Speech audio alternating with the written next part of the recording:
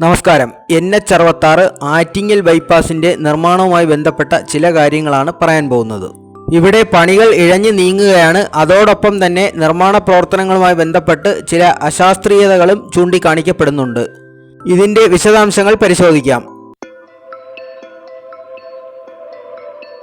കഴക്കൂട്ടം കടമ്പാട്ടുകോണം റീച്ചിൽ ഉൾപ്പെട്ടതാണ് ആറ്റിങ്ങൽ ബൈപ്പാസ്.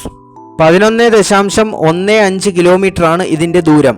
ഇതിന്റെ നിർമ്മാണ കരാർ ഏറ്റെടുത്തിരിക്കുന്നത് RDS കമ്പനിയാണ്. നിർമ്മാണം തുടങ്ങിയത് 2022 ജൂലൈയിലായിരുന്നു. 780 കോടിയാണ് പദ്ധതി ചെലവ്. നിർമ്മാണ കാലാവധി 30 മാസവും. അതായത് 2025 ജനുവരിയിലാണ് നിർമ്മാണം പൂർത്തീകരിക്കേണ്ടിയിരുന്നത്. നിർമ്മാണം എങ്ങും എത്താത്തതിനാൽ പൂർത്തീകരിക്കേണ്ട കാലാവധി പുനഃക്രമീകരിക്കുകയായിരുന്നു. ഇപ്പോൾ 2025 ഓഗസ്റ്റ് 11 പുതിയ തീയതിയായി നിശ്ചയിച്ചിരിക്കുന്നത്. ഇതുവരെയായും വളരെ കുറച്ചു ഭാഗത്ത് മാത്രമാണ് ഒരു ലെയർ ടാറിംഗ് എങ്കിലും നടന്നിട്ടുള്ളത്. പൊതുവെ കഴക്കൂട്ടം കടമ്പാട്ടുകോണം റീച്ചിൽ പണികൾ മന്ദഗതിയിലാണ് നടക്കുന്നത്. നിർമ്മാണ സാധനങ്ങളുടെ ദൗർലഭ്യവും EPC മോഡുമാണ് ഇതിന് പ്രധാന കാരണങ്ങളായി ചൂണ്ടിക്കാണിക്കപ്പെടുന്നത്. EPC മോഡിനെ കുറിച്ച് NH66 കംപ്ലീഷൻ ഡേറ്റ് പറയുന്ന ഒരു വീഡിയോയിൽ വിശദമായി പറയുന്നുണ്ട്. അതിനാൽ തന്നെ ഇവിടെ ആവർത്തിക്കുന്നില്ല. പണികൾ ഇങ്ങനെ ഇഴഞ്ഞു നീങ്ങുന്നതോടൊപ്പം തന്നെ നിർമ്മാണ പ്രവർത്തനങ്ങളിലെ അശാസ്ത്രീയതയും ജനങ്ങളിൽ ആശങ്ക സൃഷ്ടിക്കുന്നുണ്ട്.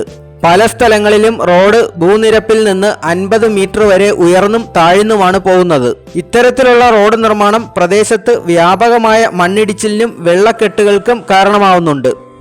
പ്രധാനമായും ചതുപ്പ് ഭൂമിയിൽ കൂടിയാണ് ആറ്റിങ്ങൽ ബൈപ്പാസ് കടന്നു പോകുന്നത്. അതാണ് ഈ വെള്ളക്കെട്ടുകളുടെ പ്രധാന കാരണവും. വേനൽക്കാലത്ത് പോലും വറ്റാത്ത നീരുറവകളാണ് ഇവിടെയുള്ളത്. അതുകൊണ്ട് തന്നെ ഇതിനു മുകളിൽ പണിയുന്ന റോഡുകൾക്ക് എത്ര നാൾ ആയുസ് ഉണ്ടാകും എന്നും പറയാൻ കഴിയില്ല.